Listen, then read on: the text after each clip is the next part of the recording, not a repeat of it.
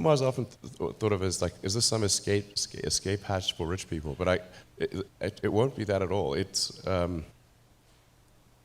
anyone who, for the early people that go to Mars, it'll be far more dangerous. I mean, really, it kind of reads like Shackleton's ad for Antarctic explorers. You know, it's like difficult, dangerous, good chance you'll die. Excitement for those who survive. That kind of thing. I think there's not many people who actually want to go in the beginning, because all those things I said are true.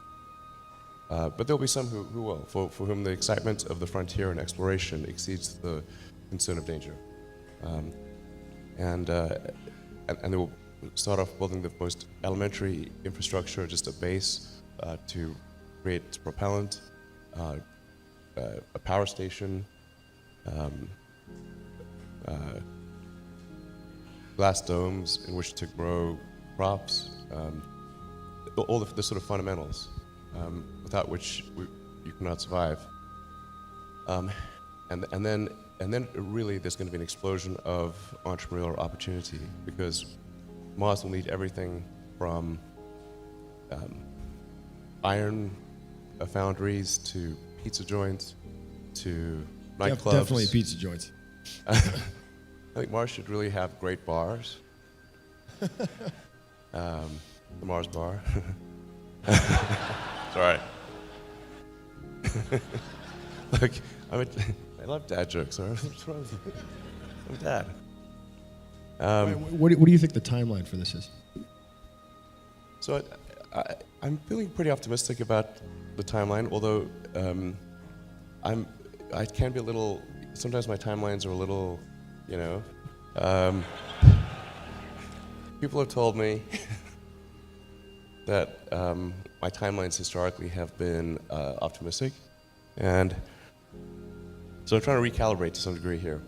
But I can tell you what I know currently is the case is that we are building the first ship, the first Mars or interplanetary ship right now, and I think we'll be able to do short flights, short sort of up and down flights, probably sometime in the first half of next year. And this is a very big booster and ship. The liftoff thrust of this would be about twice that of a Saturn V. So it's capable of doing 150 metric tons to orbit and be fully reusable. So the expendable payload is around double that number. So what's amazing about this ship, assuming we can make full and rapid reusability work, is that we can reduce the marginal cost per flight dramatically, by orders of magnitude compared to where it is today. This question of reusability is so fundamental to rocketry. It is the fundamental breakthrough that's needed. If you consider aircraft, for example, you can lease a 747 and do a return flight full of cargo from California to Australia for $500,000. That's what it costs to lease a 747 fully round trip to Australia, which is far. To buy a single-engine turboprop plane, a good one, would be about $1.5 million, and that can't even reach Australia, and it's tiny compared to a 747. So what that means is like it costs less to use a giant plane with huge cargo for a long trip than that costs way less than buying a small plane for a short trip in the aircraft world. And the same actually is true of rocketry. A BFR flight will actually cost less than our Falcon 1 flight did back in the day. Wow. So that was about a $5 or $6 million marginal cost per flight. We're confident that BFR will be less than that.